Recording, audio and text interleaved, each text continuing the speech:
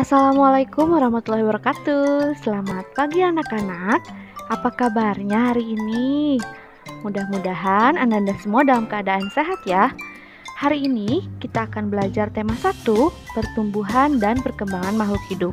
Subtema 4, pertumbuhan dan perkembangan tumbuhan. Akan tetapi, sebelum kita mulai belajar, kita ucapkan basmalah bersama-sama. Bismillahirrohmanirrohim. Tujuan pembelajaran kita hari ini diharapkan Anda semua dapat menganalisis pertumbuhan dan perkembangan tanaman dengan benar. Yang kedua, diharapkan Anda semua dapat membuat karya mozaik dengan benar.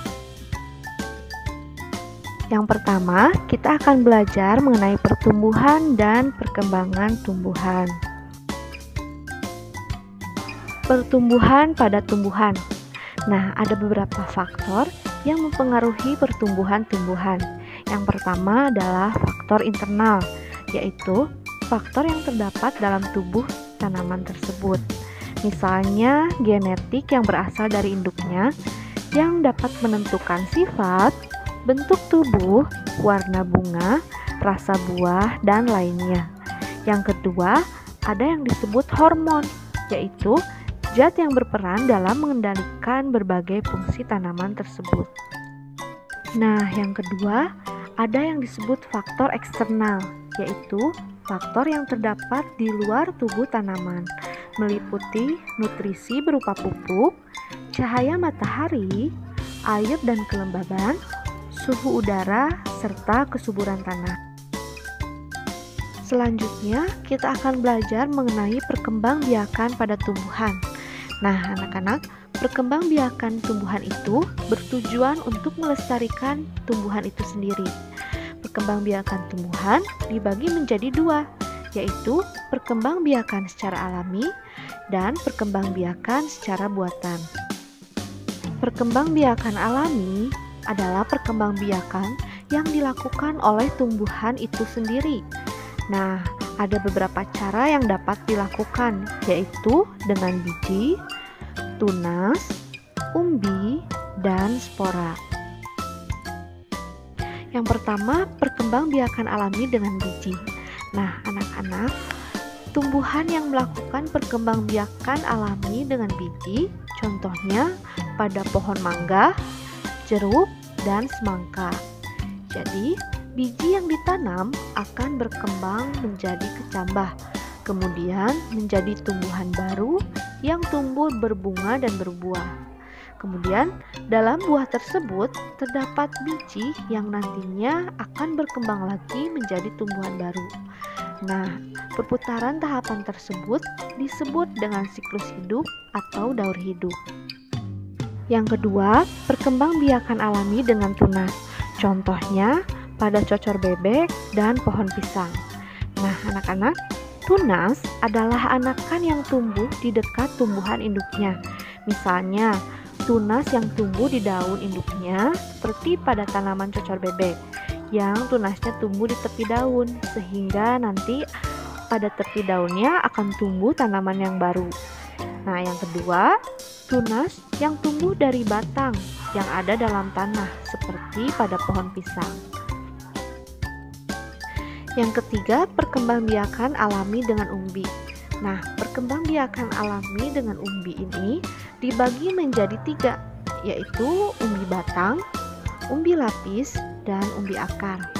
Umbi batang adalah batang yang tumbuh dan berkembang di dalam tanah. Contohnya pada tumbuhan kentang dan ubi jalan.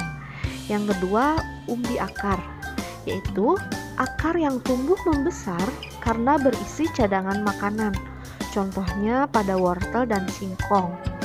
Yang ketiga, umbi lapis, yaitu terbentuk karena tumpukan daun yang tersusun secara rapi dan rapat, contohnya pada bawang merah dan bunga bakung.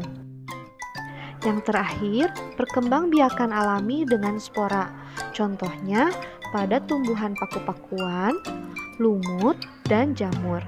Spora terletak pada bagian belakang daun yang berbentuk seperti bintik-bintik hitam. Spora dapat diterbangkan angin dan akan jatuh di tempat yang cocok. yang kemudian tumbuh dan berkembang menjadi tumbuhan baru. Selanjutnya, perkembangbiakan buatan. Nah, anak-anak, perkembangbiakan buatan adalah perkembangbiakan tanaman dengan bantuan manusia. Perkembangbiakan buatan diantaranya dengan cara mencangkok dan stek. Yang pertama, perkembangbiakan buatan dengan mencangkok.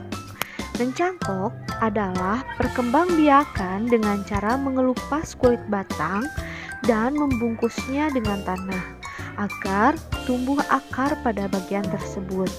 Tumbuhan yang dicangkok harus memiliki batang kayu seperti pohon mangga, rambutan, dan nangka. Perhatikan cara mencangkok tanaman pada gambar berikut. Yang kedua, perkembangbiakan buatan dengan stek. Stek adalah perkembangbiakan dengan cara memotong bagian tumbuhan, kemudian ditanam langsung ke tanah. Contohnya pada tanaman singkong yang dapat dilihat pada gambar berikut. Nah, anak-anak, selain cara berkembang biak yang berbeda-beda, tumbuhan juga memiliki bentuk dan warna daun yang berbeda. Daun kering dapat digunakan sebagai hiasan. Menghias gambar dengan tempelan daun kering disebut dengan kerajinan mozaik. Sekarang, yuk kita belajar tentang karya mozaik. Karya mozaik adalah karya seni rupa dengan teknik menempel yang berbentuk 2 atau 3 dimensi untuk menghias sebuah gambar dengan cara menyusun kepingan-kepingan kecil benda berwarna atau potongan benda yang ditempelkan pada bidang datar seperti kertas atau kanvas dengan menggunakan perekat seperti lem.